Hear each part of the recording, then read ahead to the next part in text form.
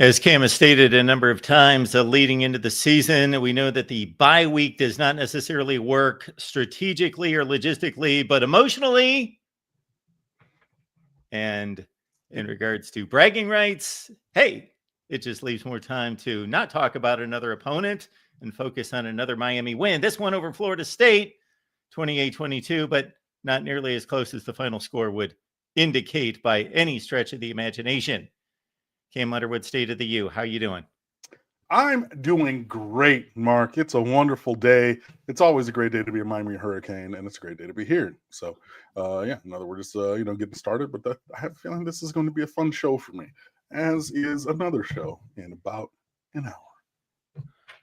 I'm not speaking to the right audience to make this statement, but just in case it slipped by anyone, if you did not partake of the game on Saturday night, do not look at the final score and say, man, barn burner, really good game. Man, these teams are close. Miami squeaked by. They won the game. Okay, give them credit. But, man, okay. No. I do think that that is one thing to clean up. You were talking leading into the game, at the breakdown of the game, about cleaning things up, addressing things. So that would be one thing. Obviously, championship teams typically step on the throat. So that's just another step. But for 3+ quarters, wow, it was an annihilation. Yeah. And it's pretty much exactly what I said was going to happen. For the most part, it's funny. I consume all this content on all over the place, whether it's on social media, whether it's on YouTube. And I found the cut up of me running down what I thought was going to happen in the game on the Florida State show on the short on YouTube. And I listened back to it. And it's like, tick, tick, tick, tick, tick, tick, tick, tick, tick. Y'all should be listening to me, bro. Like, I know what I'm talking about. I really, really do. And that's not to take away from other people also knowing what they're talking about. I'm not decentering anybody else. I'm not talking bad about anybody else. I'm just centering my personal self, right? So, no, Mark knows what he's talking about. There are people on other websites, people who are fans of other teams. There are a variety of people in the world who know what they're talking about. I am one of those people, and y'all should be listening to me because goodness, boy, I was right as rain. So, I know we're going to get into it and everything, but that's all I want to say is I be knowing I'm right. You guys get this live and in person or on YouTube, whatever, at 7:00 Wednesday nights. So you can hear it before anybody else. But dude, I've been doing this for a long, long time. I've been watching sports for a long, long time. You see that I got the gray and the beard and everything. I'm not new to this. I am true to this. I'm trying to tell y'all, man. I know what I'm talking about. And not only that, but the Miami Hurricanes are also validating what I'm saying. So with what I'm saying, the other part of things is, cool, this is my view of things. It's incumbent upon Miami to do their job. And they're doing their job, which is the other part. So feels good, feels great. Can't complain. Canes for life. Canes over Knowles and Gators and Bulls and Wildcats and anybody and everybody in the state of Florida. Again, state champs. Who are the Wildcats? Bethune-Cookman. Oh, okay. And Florida A&M University are the Rattlers. Yes. I did know that, but it just didn't connect. Okay.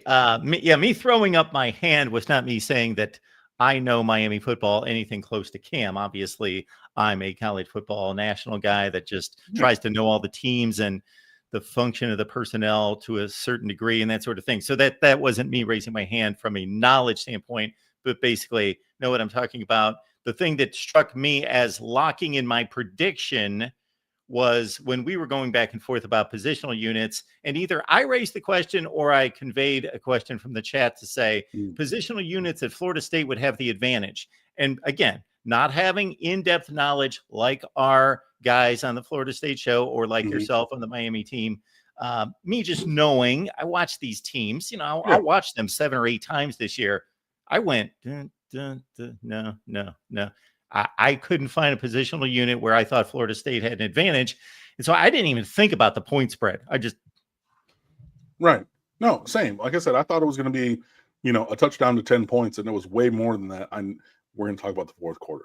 I know. But it was, and with the blowout, the boat racing that was ongoing, I've said it unfortunately multiple times, there were even more points left on the field for a variety of reasons.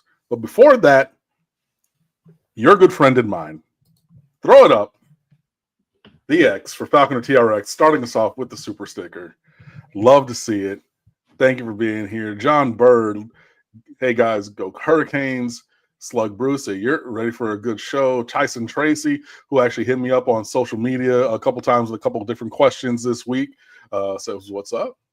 What it do?" Or in Detroit parlance, "What up, though?" Falconer TRX getting us started with our first kind of question. Nobody predicted Miami would be 5-. Yes, I did. I said I'm not going to say what my season prediction was because I don't want to put that juju out there. But I said through this point of the season, undefeated, positively. And I was also looking back at the season preview roundtable that we did at State of the U. There's one of our 9 contributing writers to that piece who waxed poetic about Malachi Toney being the breakout newcomer of the year. And you're looking at him. And you can go back and look at it because I did it too. And I was like, man, somebody else had to. No. And I think that they made some other good picks and other players who could. This guy is the guy who's been telling you about Malachi Toney, bro. Just saying. Cam, before we start picking off other questions and getting into this, I am curious because, I again watched 2 or 3 games at the same time. So 28, it must have been either 16 or 14. I don't know if they got. No, 28-11 and then 28-19 because they had 8 points. 28. So 28-19, obviously it's a 9-point spread. I must have checked out somewhere in there. 9-point spread. Obviously, They need 2 scores because of the time on the clock and so forth. I was focused on a couple other games. So I didn't see whether when I saw 28-22, I thought, okay, was that a 28-22 that regardless of Miami dominating the game, much like, well, I think they dominated the game much more convincingly than they did against Notre Dame, but still the same concept of, was that like a scary 28-22? Like Florida State had a legitimate chance to tie the game or take the lead, or just kind of like they scored it with 1 second left and there was no way they could win the game? Yeah, they got a stop on 4th down because Malachi Toney was running a flat leak kind of thing and bumped into a lineman. And so the pass didn't connect. If you connect that pass, he scores. Like there were blockers in front of him. Nobody basically, it was 4 blockers against 2 defenders on that side of the field going back the opposite to the offense's right. He catches that, he scores, boom, done. So they got the ball back there and then they drove a little bit. And since they needed 2 scores, they stopped and said, okay, let's get the field goal, and then went for the onside kick. I mean, it was annoying just because, like, that should have been like 42-3. I mean, or more. I mean, it was not indicative, but then like, okay, it's a 6-point game. Focus up, hands team. Let's go get the onside kick, take a knee, and go home. But yeah, so it was. I mean, had Florida State gotten the onside kick, a touchdown and an extra point would have won the game. So, like, it was at a point of consequence. But I was just more pissed off and frustrated, honestly, than really nervous, just because we hadn't had really any issue. Well, we had a semi-issue on the second onside kick because it hit somebody. It didn't go 10 yards, hit somebody, and then bounced around, but we got it. So yeah, it did have some consequence to it. But yeah, I was just more annoyed than anything else. Yeah. So my follow-up question, and I just had it answered by the rundown of the drive chart, is obviously if somebody's kicking an onside kick, they're down 1 score, less than 1 score, and there's 3 seconds on the clock or 8 seconds on the clock so they can run 1 play. That's you still don't want that, but it's a Hail Mary versus, oh, they got 37 seconds. Okay, they can do something with it. I see 20 seconds. Does that sound right? 20 seconds left in the game when Florida State could have recovered. So they would have had some kind of 5% chance of, Yeah. I mean, it would have taken something crazy, but like it was technically in the realm of possible because it was with, a score. Yeah. So, I mean, like the fourth quarter really does leave a sour taste in my mouth. This game was not close. This game was nowhere near as close as the scoreboard might have you indicate. They got half their yards in the fourth quarter. It was like 188-16 yards in the fourth quarter. They had a 19 play, 96-yard drive with 3 fourth down conversions and an additional 2 third down conversions and a couple defensive penalties. And I mean, it was just like, bro, like, come on. Like, I'm good for breaking a controller on my PlayStation if the game cheated the way that if the game were to cheat to make that happen for the opponent, like that's the kind of shenanigans it took for them to like go and score and everything. And it was just like, I mean, almost half of their yards came in garbage time. 19 of their 22 points came in garbage time when the game was like 4 scores out of hand. You know what I mean? And like I get that it's going to say for all time in history, 28-22. So people 50, 60 years from now are going to be, oh, well, the 2025 game, it was not close. This is a boat racing. This is a blowout. This was total and complete domination. And the only thing that kept it even somewhat reasonable on the scoreboard were touchdown getting called back from Malachi Toney, which I hate to say was the right call because Keelan Marion was going forward at the line on his motion at the time of the snap. But that's a 52-yard touchdown, blur, explosive nuclear play I've been looking for. Another other one because there were multiple others. That changes the scoreboard. That's 35-3 right there. If you hit that fourth down little dump off late in the fourth quarter, he scores there. Boom. Keelan Marion on his end around for 22 yards. If he waits for his blockers, if he slows down literally for 2 steps to let the convoy of offensive linemen get to the weak side or the backside backer and safety that came over, that scores. That's 3 touchdowns right there. There was a bad double team WWF takedown of Reuben Bain in the end zone on that drive to start the 96-yard drive in the end zone for holding. That's 2 points. And even if you just give me that right there, that's 30-3.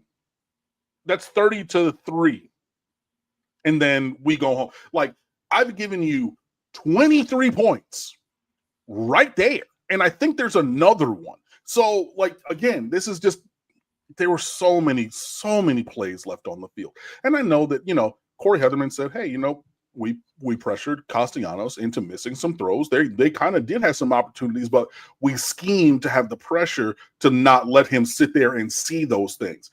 And Florida State fans are taking the moral victory stance of, oh, well, he just had guys running wide open and he could have hit them and we could have won. Wrong. Absolutely wrong. But there were opportunities that they were not able to take advantage of, but credit to Miami's defense for making that quarterback run at a tempo that his brain was not able to keep up with to make the plays happen. And look, he was throwing grounders. He was throwing, shout out to God rest his soul, Bob Uecker. You remember from the Major League, Sure. well, I mean, he played in the majors, but also for the Brewers in the Major League movies, just a bit outside because you had dudes wide open and he's throwing it over to Holly Rowe on the sideline. So I know that I'm going all over the place, but like, I just want to really convey to the people, this was not close. It was a blowout. It was a boat racing. This was totally complete dominance from Miami. The last 11 and a half minutes of sheer stupidity made it on the scoreboard look closer than it actually was. All right, Cam, I'm going to bring us a little bit closer to center because I watched the game. No dog in the fight. Miami, clearly the better team, not 28-22 better. I don't know, fill in the blank, whatever, 35-10 better. Okay. However, the fourth quarter did happen. It did. And I don't know if you can put yourself in the place of a Miami loss in the past that was similar, and those plays did happen. Now, I do think that there's a difference between players making plays when it's 21-17 with 3 minutes left in the game versus it's 28-3 to start the fourth quarter, and we don't know where people's players' mindsets are, Mhm. and things get a little loose, a little lax. Maybe it shouldn't, but so I do think that there's context to plays being made. Oh yeah, like Absolutely. there were And so plays. I'm giving context to Florida State, meaning I'm not giving them much credit for a comeback, because I think teams generally get a little lax in that situation. But Mhm. great teams should just stomp them down and be done with it. I agree. There is not a loss that is directly analogous. There is a win that is very analogous, which is 2015 Nebraska at home. Okay. This is the week I remember that before game. losing to Cincinnati, 2 weeks before the obliteration by Clemson. But Overtime game. Correct? correct. But it was 33-10 Miami in the fourth quarter. And so Al Golden's defense and just some stupid play calling, you get a turnover on downs, you get da da da, and all of a sudden, this team that you are dominating by 4 scores, you're going to overtime against with Tommy Armstrong, who was terrible, and you know what I mean? But like another running quarterback with limited skill and things like that. So like that would be the game. And like I talked about it on Twitter. Like I know I saw Vishnu from 5 Reasons and Sebastian's Pub, I think is where he and those guys publish their stuff. Yeah, like he's a Miami Hurricane also, an alum and everything, content creator. And he and I were talking about that, and that was really the one, that Nebraska 2015 game where like Sure.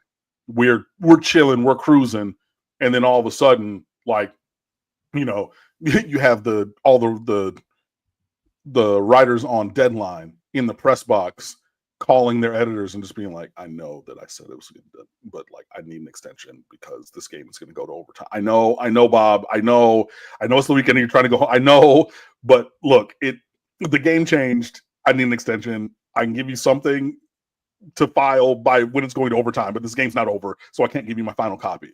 Like, yeah, so that would be the one that I can think of really where Miami was securely winning the game, and it seemed as though they were trying to snatch defeat from the hands of victory. So, Cam, the reason I'm trying to come up with a game that's analogous in the same direction as a Florida State loss, a Miami loss, is I'm trying to push back against your fandom, because I know that you are objective, but you're also a fan. I was just curious as to whether you could put yourself in the place of a Miami deficit of 35-10, then they scored touchdown to get close, The and other you way. thinking that, okay, I'm going to take a positive approach to this and say, hey, we just caught our stride late, kind of thing. Sorry. Okay. Well, I was just thinking of Miami in the front. Sure. I don't know that there's been really a flip one. If I just go look and really quickly, I know this is really great podcasting that I'm going to be running down scores on another screen here. 2014, last year there wasn't really Cal. But Miami won the game. But Miami won the game, right? Yeah, I was just thinking about like being down like that. North Carolina a couple years ago lost that. Florida State lost that. Louisville lost that. Bowl game lost that. 22, that was that horrible, terrible, no good, very bad first season for Cristobal. Nope, there wasn't anything like that. You go back to 21. NC State was a shootout. Pitt was a shootout. Georgia Tech was a shootout. Virginia Tech was a shootout. So no, not really. 2020, we were good. Another NC State shootout on the road, but that was like back and forth. It wasn't like a big deficit. Okay, I'm just curious. I'm just I see my role here, and I don't play it too often. Just to push back a little bit. No, and that's fair. I'm just thinking, like, I don't think that I think that honestly, for the longest time, Miami gets down big, like cancel Christmas, good night. You see players quit, you see the team fighting, and yada yada yada. And I'm already back to 2017, where the only game, we lost at the end there, but all those were you get down a little bit and then everything is lost. So Yeah, I would have to Until Cam really. Ward last year. Well, no, I was just And talking about in the 2017 yeah. season. Yeah. But like, yeah, until Cam Ward, and then you had the one game really when we were And down. and what, And Virginia Tech, wasn't that like 17 points? I thought they were was it down like that much? 17 in that game. Maybe not. I might be wrong. I don't know that we were down that much in that game. I don't think so. I thought it was pretty close. I know that they had a lead early, but I thought it was like 17-7 or something, like after Okay. the first early turnover. But yeah, so I mean, there are a few times and far between that like we've been on the losing side of a proposition such as this and fought back. Like most times it's just been okay, quit 58-0, 42-14 for the opposing team type thing. Our buddy John Bird here is a member of the Voice of College Football Miami, and he's reminding me to let you know that you can contribute here to the channel and the work that Cam and I do and others. Jaden Gonzalez with the call-in show during the week as well, talking Miami football, and it's just one way for you to contribute on a regular basis. So we do appreciate John, and I wish I could recite the various tiers off the top of my head. I have failed. Sorry, I cannot do that. I can look them up, however. But we will get to John's question or comment, which is more important. Dominant for 3 quarters. Fourth quarter was awful, but number 2 in the country and undefeated. It's a great time to be a Miami Hurricane fan. Go Canes. Amen. There was one earlier. Talking to TRX, Jimmy Johnson should tell Mario how to play 4Q or Q4. I know that people are upset. I am also with the fourth quarter performance. I think it was less conservative than you wanted it to be, or that people are saying that it is. They called pass plays, they just missed them. Like I love the decision to go on that fourth down, but the check down to Tony doesn't hit. They called a couple other pass plays, they're incomplete, and like there was one Beck could have thrown to the left side towards Tony Johnson, but the defender was playing zone and kind of floated under it. So Beck kind of threw it at his feet and was just like, I would rather you that than try to force a ball in there. Now all of a sudden it's interception. Now with limited people on that side of the field, you're talking about a big return. Now you're really, you know what I mean? So there were opportunities. We just didn't hit on them. But then you don't hit on them in addition to, I'll give Florida State credit. They said, we're going to commit 7 or 8 guys down to stop the run. And you're going to have to hit throws. That's what I said they were going to have to do if they were going to stop the run. And they really did a nice job. You see it on the screen there. 31 carries for 98 yards, which is 30 carries for 76 yards minus the end around to Keelan Marion. You know what I mean? Like, that's formidable. But then you see Carson Beck and the wide receivers dotting him up, which again was even more if not for, a touchdown getting called back and some other things. It was, I didn't really ascribe super duper conservatism in the fourth quarter. It was just piss poor performance. It was so bad that no matter what you tried to do, nothing worked. And then you mix in some incompletions. That means the clock's not running, which then gives. So it was just a comedy of errors in that fourth quarter. And shout out to the defense making them earn it. I mean, 19 plays, 96 yards on the one drive and another long drive, that took time off the board, and I get, it wasn't full prevent, but like it also wasn't full attack defense either. But yeah, it was just almost everything that could have gone wrong in that fourth quarter did. And it was frustrating. It was infuriating. Jacoby Thomas said it after the game. As he said, what's different about this team and everything. He said going in the locker room and not being pleased with the way that we finished that game, not being pleased with the way that we won, because, there was a swath of that game that did not live up to the standards that we have for ourselves. And the demonstrated performance of the team for most of the game. So, yeah. So, in addition to the fact that the positive is that this team is decisively, substantially better than a team that's probably one of the 15 or 20 best teams in the country and better at their place.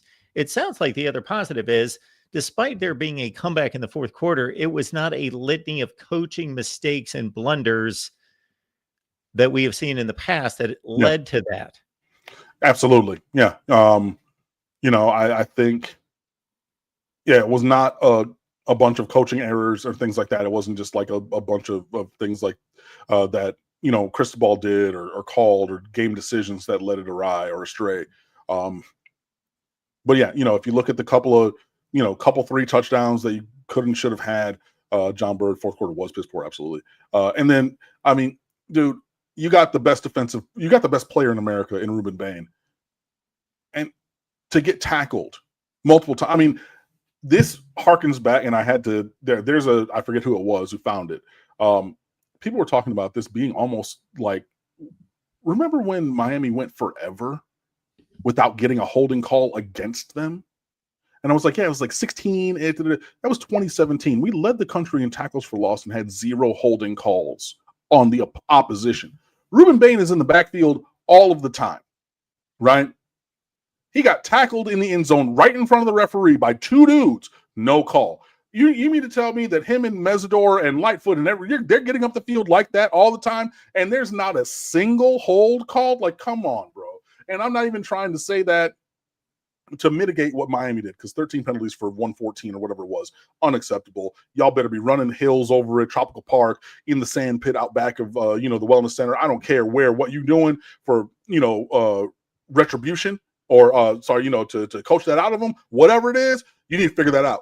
But I'm sorry, you're not going to tell me that Florida State had their 3rd lowest pass blocking grade in 30 years with the best player in America on one side and his rush partner on the other side, living in the backfield all day long, and nary a holding call was called? Nah, miss me with that, bro. I'm sorry.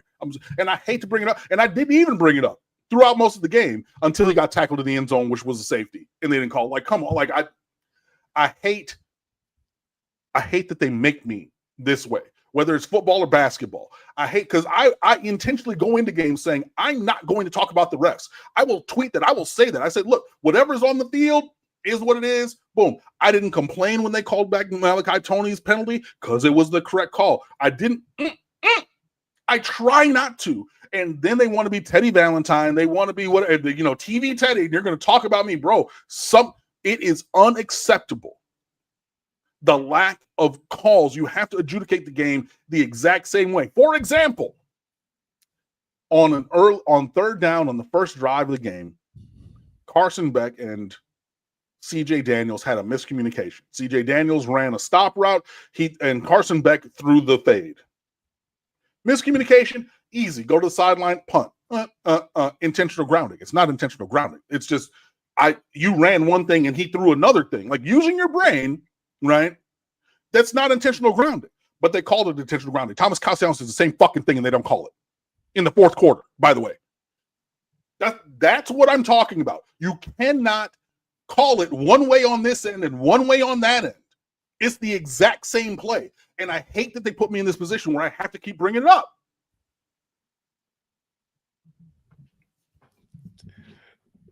You won't necessarily love me following up with this statement, but it brings to mind that last season, with 2 of the best defensive ends in America, JT Tuimoloau and Jack Sawyer, Ohio State, I believe, went the entire season through the playoffs, at least deep into the playoffs, because this was the thing with Ohio State's defense getting no offensive line holding calls.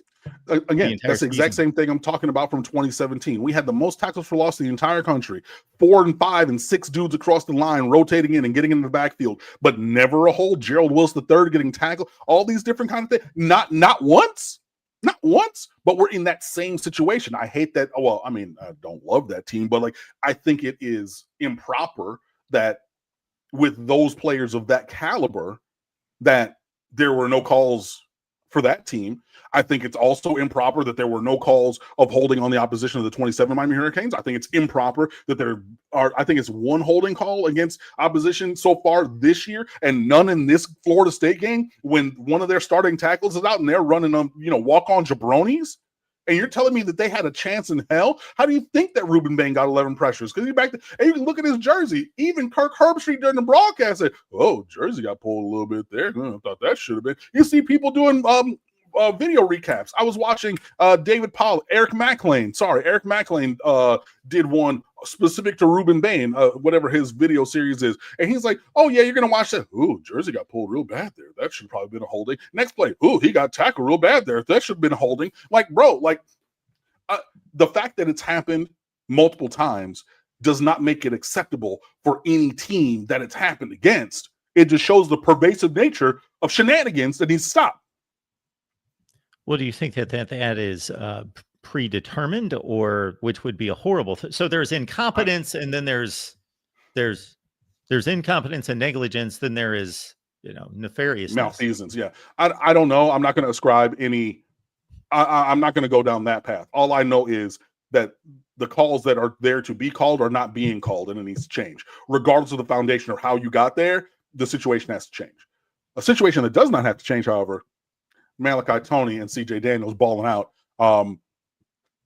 They really came to work in this game. Malachi again had another 52-yard touchdown that was not, that was called off. If he catches that fourth down, he probably scores 4 in that game. CJ Daniels lit his matchup on fire. It was crazy. And to hear Tony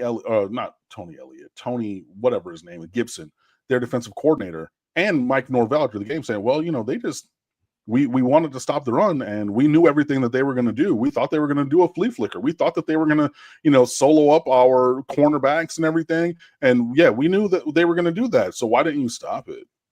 And Shannon Dawson said, he's like, yo, if you want to try to take away the run, which is what they talked about in public all week, by the way, go ahead. But if you're going to allocate all these guys to the box to stop the run, that means your corners have to be up to the task of coverage. Theirs weren't. And they really, really were not. It was a stupendous performance by the passing game. Got some vertical shots back. Even on the first drive, there was a throw to Malachi Tony, which went between his hands. I didn't even say it in my review of the explosive plays. It was clear pass interference on the safety, because he kind of ran a slot fade or thing from the number 2 on the other side. It was a kind of a big over, almost like what he ran for the touchdown on the flea flicker. And the safety, when he realized and he goes to cut off that route and interferes with him, gets his hands on him and bumps him and holds him. Clear pass interference. And I didn't even say anything about that. But hey, whatever. We won. Super chats coming in. Mohammed Hussein. Prayers up for Mike Norvell's black eye. Go Canes. Hey, it is what it is. He showed up at his post-practice presser today with a black eye. I don't know. A black eye, not a black guy. But yeah, I don't know what happened between whenever. That's between him and the Lord. Yeah, but sure. All right. We also have, let me get my ducks in order here. Falconer coming back. We left points on the field. Refs left flags off. Like I've been saying, many points left. And yeah, they just not call whatever you're going to call. You have to call it both ways. And it's just like basketball. You cannot call a touch foul over here, and then there's bloody murder happening in the paint on the other side, and there's no call. And again, I'm fine with whatever you want to call. You just have to call it both ways. Again, go back to the intentional grounding one way, and the same thing not called the other way. You can't have that, and the refs need to stop. Paolo, appreciate you being here. Miami has been giving offers for 2027 and beyond like candy since Saturday. The game felt Mario's approach was validated compared to Norvell, even with 2023. Yeah, Miami is really working hard on the trail right now, especially for the future classes. It's Halloween and they're handing out offers like candy to blue chip players all over the country. It is really crazy. I tweeted it out at 21-3. And I said, if you're a recruit from here, there, or anywhere, what else is there to see? Because invariably, all the South Florida players who go somewhere else say, man, I would have come to Miami, but I got to see more from the Canes, man. I got to see more. It's always, I got to see more. Went up there and blew them people out. Half emptied their stadium after 3 quarters. Same that we did at Florida last year. What more is there to see? We are the big dogs. We are the bad boys. Y'all need to come down here. As Suge Knight once famously said, come to death row. And then we can go in, like dogs play with dogs and elite players play with elite players, and we get this thing rolling. Come on down to death row. I knew that what I stated about Florida State's comeback in the fourth quarter would be taken out of context and not listened to. I knew it. Did I not say like 18 different ways when we started the show? And after I watched the game, there was no comparison between the two teams. This felt like more like 35-10. I stated this clearly over and over and over and over and over and over. I was just making a differentiation between Miami taking 28-3, which I believe was the score starting the fourth quarter, and taking that to a finish of 35-3, 38-3, and just finishing the job versus it being what it was. Yeah. And not saying that those scores, and I don't believe this to be the case in these kind of games, that those scores in the fourth quarter for Florida State are as valid as the scores Miami posted in the first half. I don't believe that they are, because now, did they count the score same on the scoreboard? Obviously. But in terms of knowing the mentality of athletes, and all of us, our human nature is to kind of just back off a little bit, let it go, allow things to happen, and that players play different when it's a 4-point game in the fourth quarter than when it's a 25-point game in the fourth quarter. However, I was just stating there is a difference between Miami stomping them to completion and them letting Florida State actually have a chance, albeit a 1%, 2% chance, to win the game in the final 20 seconds with an onside kick and a couple passes to the end zone. That's all I was stating and trying to get Cam's feedback or response to said scenario. Yeah, like finding a way to shepherd the win. I mean, and that's something I'm writing about this week. But yeah, it basically taking 28-3 and then finishing it 38-10, as opposed to, I get it. I hear you.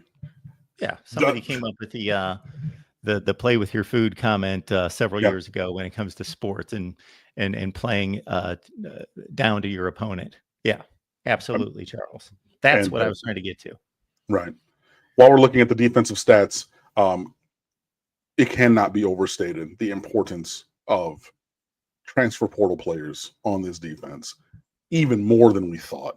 Keontae Scott, one of the last additions to this team, has been he's been beyond incredible. And he wasn't even a guy who really was thought to play, because we got Charles Brantley from Michigan State, a South Florida native, and he was going to slot in there as the nickel and everything. Keontae Scott there has just been beyond belief. Also, Jacoby Thomas, 5 tackles, a sack, 2 passes defended, a forced fumble, and an interception. And his impact was even larger than that. And Corey Heatherman said it, and I've seen it in videos. As I rewatched the game, Jacoby Thomas, first of all, big and physical, 6'1", 200 pounds, which is, and can run like the wind. But doing his job and just being where he needed to be. I know that Florida State was talking about having all these opportunities in the passing game and whatnot. Jacoby Thomas being where he needed to be on defense influenced the ball going somewhere else multiple times. So I know that look, he was the National Defensive Player of the Week this week for what he did against Florida State. And I know if you're looking, you're like, wait, he was 6th in tackles this game? Why is the guy with 5 tackles?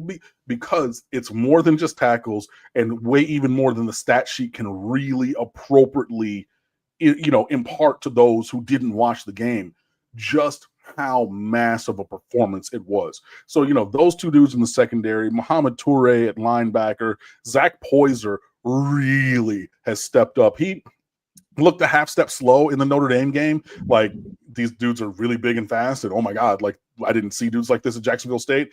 He's looking like a big time player. Just, man, all these transfers, but specifically and especially Keontae Scott and Jacoby Thomas at nickel and safety. My goodness, what finds they are, what additions they have been, and not just in the picture of Miami's improved defense, but like the headline leading the way. I mean, along with, Ruben Bain, the destroyer of worlds, and his rush partner, Rocky Mesdor.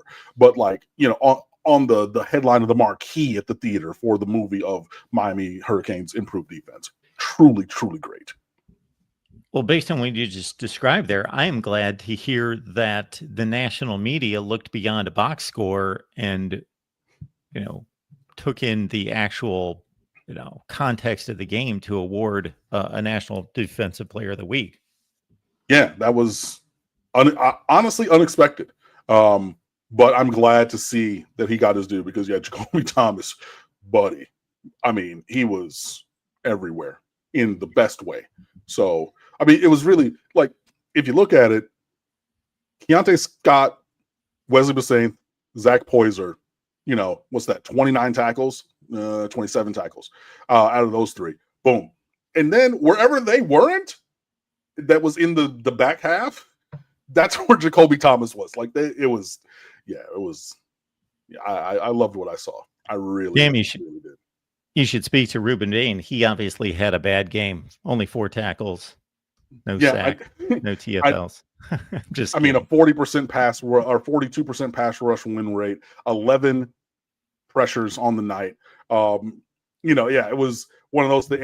And that right there, even though I know you said it facetiously, that's the thing that's going to keep Ruben Bain potentially even from being a Heisman finalist. Is I know that his grades from Pro Football Focus and others are exceeding whatever defensive player you want to talk about along the defensive line recently. You want to talk about Aiden Hutchinson, who made it as a finalist and came in second, grades out higher. You want to talk about Chase Young, grades out higher. The thing about it is those two dudes converted pressures into sacks. So the raw numbers, when you open up, you go look at the stat sheet and you say, Aiden Hutchinson, 14.5 sacks. Chase Young, 18.5 sacks. Cool. You see Ruben Bain through 5 games, 2 sacks. Oh, he's not that good. He's not that impactful. And I really think that the raw counting stat disparity is the thing that will likely keep him from being a Heisman finalist. But he is the best player in America. He is playing the best football in America. I've said it. Pro Football Focus has said it. David Pollack, Eric McLean, and many, many, many other people have said it. He truly, and it's funny because I quoted when Eric McLean posted his video breakdown of Ruben Bain. I quoted it from the State of the U Twitter, and I said, more and more people are discovering that Ruben Bain is the destroyer of worlds. To which he responded and goes, that's the perfect thing to call him. That's the perfect name. And I'm like, bro, like, what? Listen to me, guys. I'm on my ASMR. You need to listen to what You need to put a hashtag in front of that, although that's kind of cumbersome to write the entire thing. Yeah. And anyways. Falconer, what you got for us? National media people know college football is better when Miami is good, but they hate us. It's a little bit of both. There is some haterade popping up, in this dancery from other people, national pundits and whatnot, but that's to be expected. Again, we are all we need and we are all we've got. People love to hate us. You know what I mean? Like I get it. We've ruined the dreams of so many teams. And not even recently. We're talking about in the past, but people of our age are thinking, man, I remember back in the 80s, we had a really good team, and then we played Miami, and they blew our doors off. Or back in the 90s, or in the early 2000s, like you're harkening back a quarter century or more. But there are so many people who have negative memories of Miami Hurricanes teams kicking their team's teeth in, and just in general, the bad boys of college football playing the way that we played, talking the way that we talked, dancing, celebrating the way that we danced all the way through and everything up to and especially including there was that game against Notre Dame in the early 80s with that coach who was on his way out, and we ran the score up. Jerry Faust. Jerry Faust, yeah, his last game. Cool, bye, get out of here. Everybody remembers the 1991 Cotton Bowl against Texas. They're a major brand. That's the University of Texas. Texas, you're not going to do that to Texas. Beating Nebraska all the time. Beating Oklahoma all the time. It was funny. I saw somebody, Ed Maisonette, Ed the Sports Fan, a national columnist. I've been following him since he was a blogger way back in the day, watching his career. He's doing great things. Shout out to him. He's a native Oklahoman. And he was like, we're talking about the best teams in the country, and people from Oklahoma should hate Miami. Like, they've kept Oklahoma from 2, 3, 4 extra national championships. You even look at the Sam Bradford when they came down here, and Ray Armstrong is a true freshman, baptized DeMarco Murray when he hurdled over somebody that was down, a defensive lineman down, going through, and then Ray Armstrong wearing number 26, and he goes and he celebrates his first big hit as a freshman, 6'4", 220 safety, wearing Sean Taylor's number. Yeah, like that. And he's like, yo, we should hate Miami. But like, it's been so long that I guess the feelings have waned and everything. But when people start really reaching back and talking about the top teams, see, well, there was a time that Miami kept us from, and like it's embedded in them. And I'm okay with that. If they hate, let them hate and watch the money pile up. I don't need you to like me. And I say all that to get back to exactly where I was leading. And this is a hashtag that I have used and will continue. Let's be jerks. Because if they want to hate, then let them hate. Give them something to hate on. Blow them out. Go up to the Swamp last year. Blow them out. Beat Notre Dame at home. You know what I mean? Like, if they want to hate, I'll give them something to hate on. So I'm fine with it. But yeah, if they want to hate on us, that's fine. We're focused, especially the team. The team is really, it seems to me on the outside, dialed in, locked in. Again, they're human. They go to class. They have professors. They have family members. They hear the talk.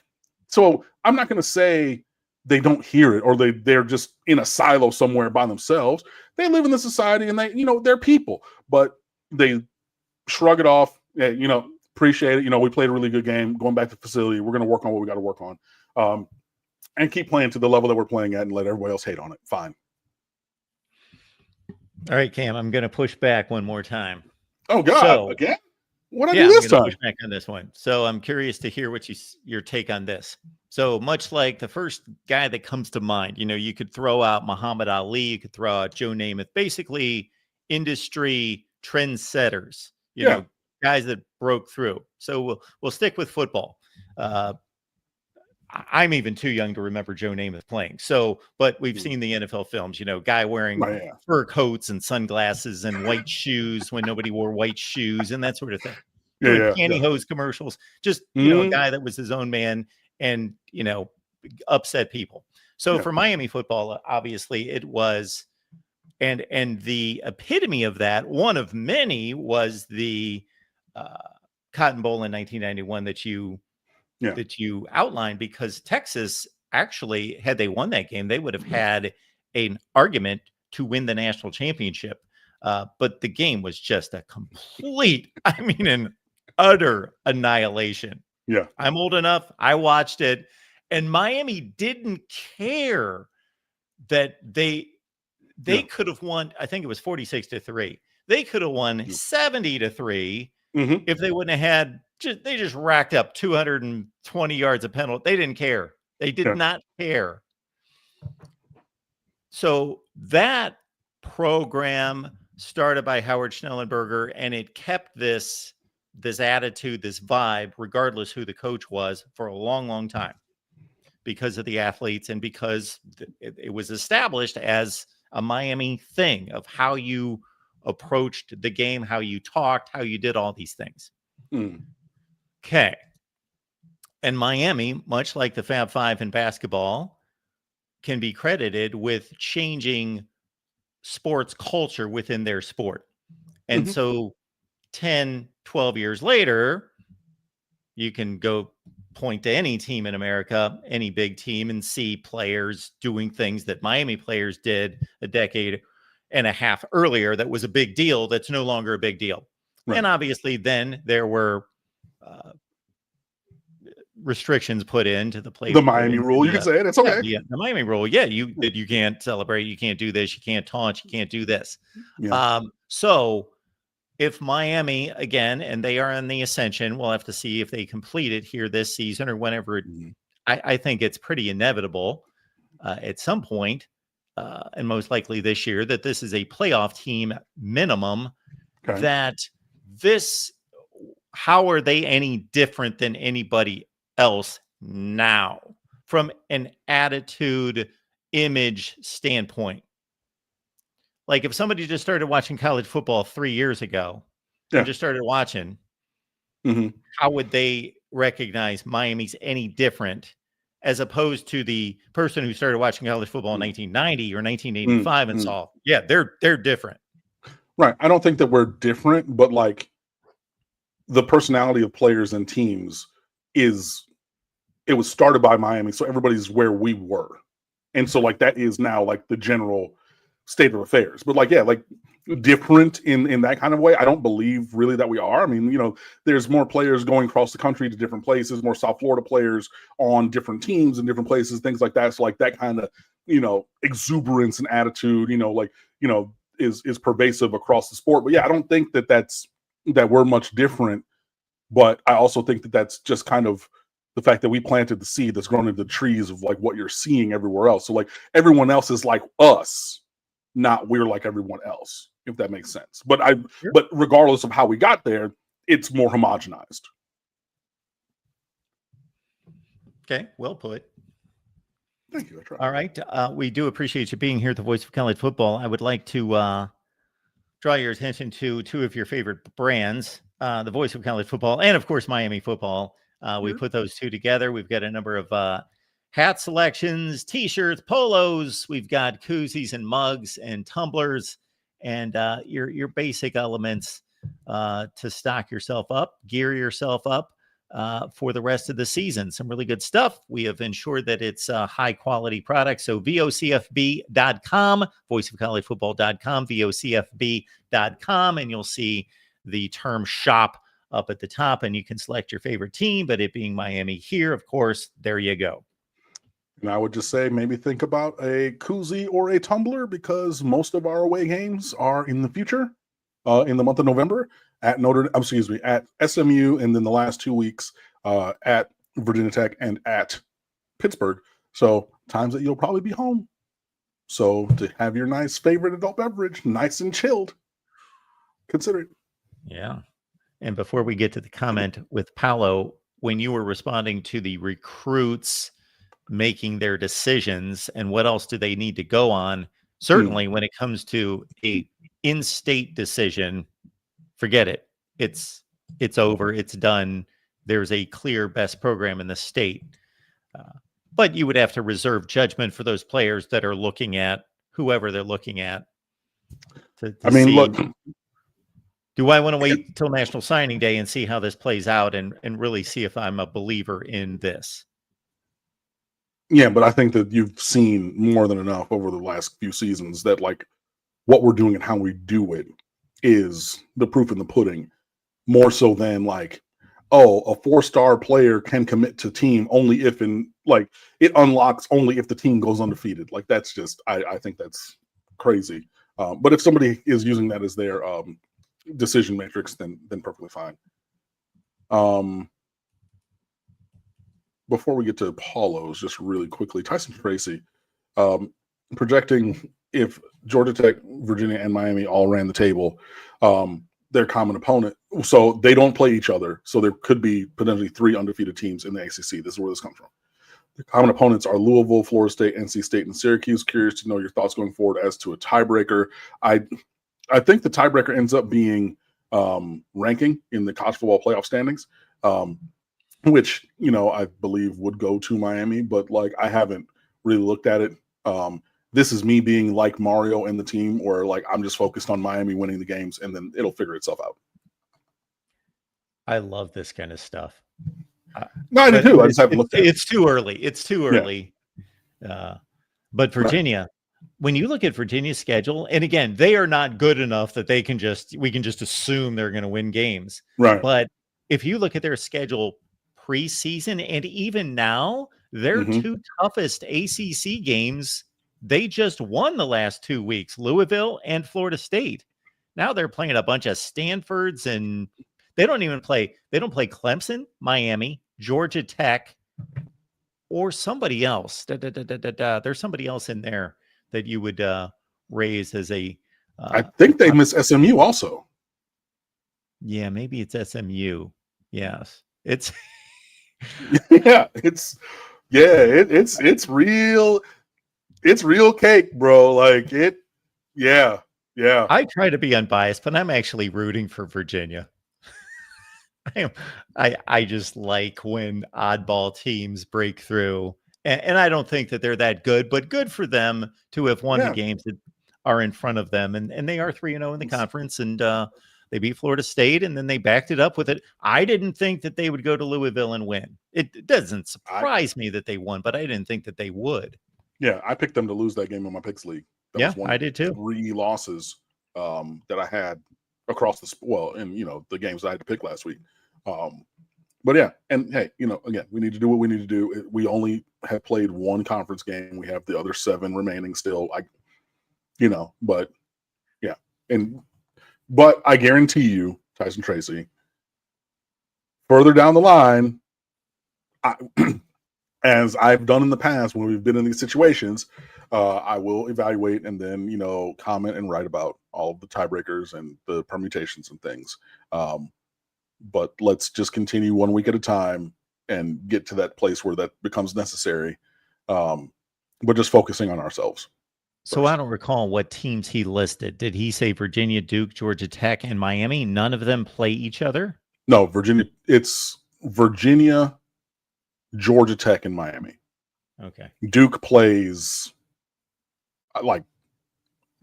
both Virginia and Georgia Tech or something, and SMU, So, but the 3 that are undefeated that don't play are us, Georgia Tech, Virginia. Slug Bruce, if JoJo gets it together, we will be dangerous. I think that we're dangerous already, and I continue to maintain that I believe that the playing time train for JoJo Trader is leaving the station, and he's running with his bag trying to catch the caboose. I'm not going to speculate as to why. There are plenty of other people who are comfortable with doing that. But, you got Big Bro and Little Bro of CJ Daniels and Malachi Toney already balling out. It would be nice to have JoJo Trader. I know that he was a 5-star recruit. I know that he played at Chaminade. I went to some of them games. I've watched all the film. I have seen what the potential is and what he's done on the field previously. If we don't get that this year, so be it. And we'll just have to, look at a Keelan Marion who's made some plays. Look at a Joshua Moore who's made some plays. Tony Johnson made some plays.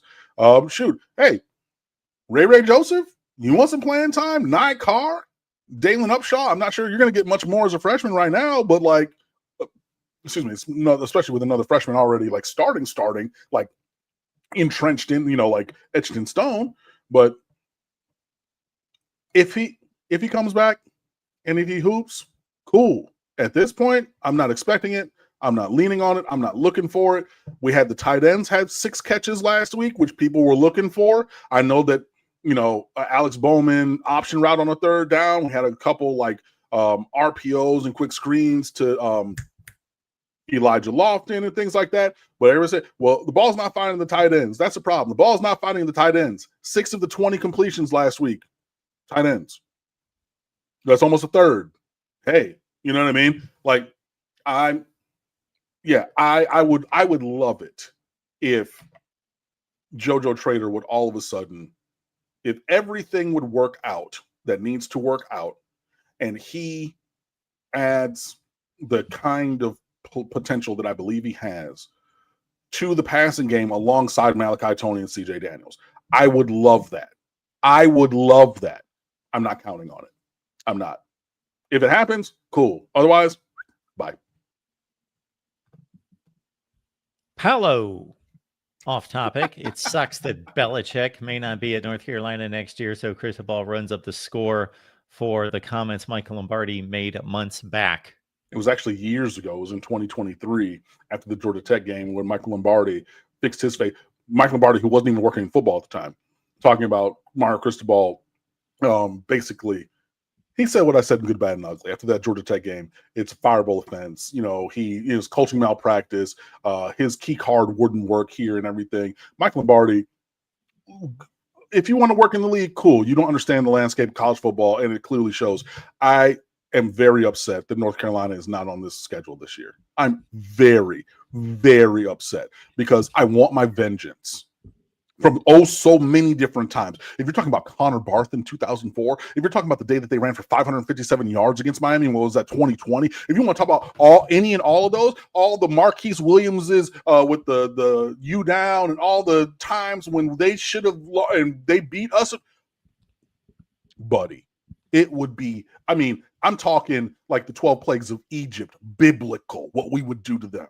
And they're not on this schedule. That's like the one that even when I saw the schedule, I said it back then. I said, I wanted them on the schedule for this very reason. And hey, whatever. I and many other people said that this was going to be a dumpster fire over in Chapel Hill.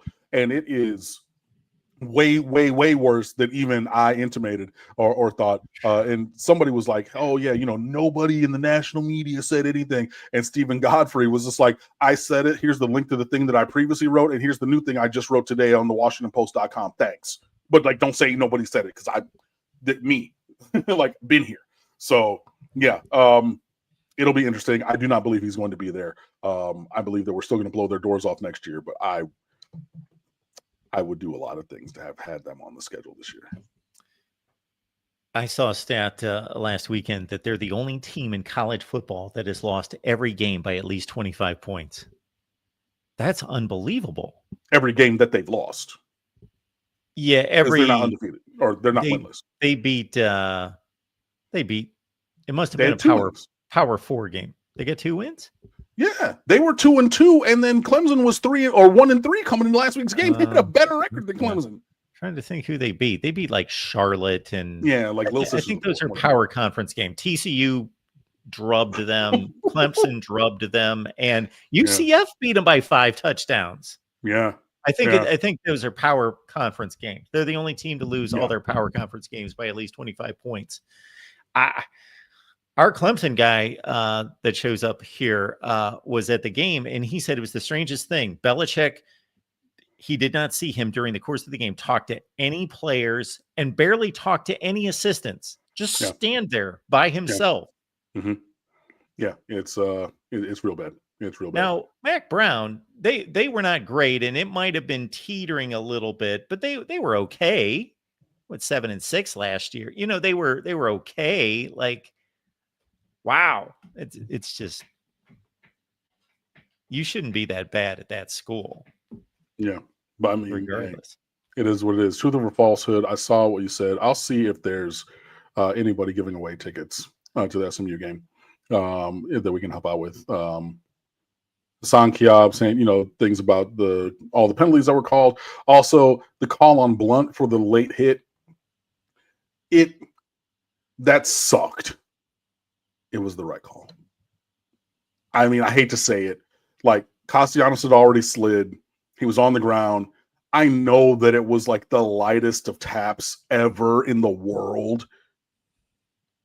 But you hit the quarterback after he already slid. It doesn't say to what level or of intensity. It's a binary thing. Quarterback slid. Did you touch him? Yes or no? Yes. Flag. I hate to say it. Yeah. Casey. Oh, my bad. Casey FL asking me, is there any chance we'll hold on to Heatherman past this year? I think the Heatherman stays for 3 years before he leaves for a head coaching job. So I think he's here this year. I think he's here next year. If we're successful the year after that, and then I believe that's really where the window opens. But I think that he will also be looking, or people will be looking for him. because of what he's done. And you know, when people come looking for you, maybe you also start looking at them.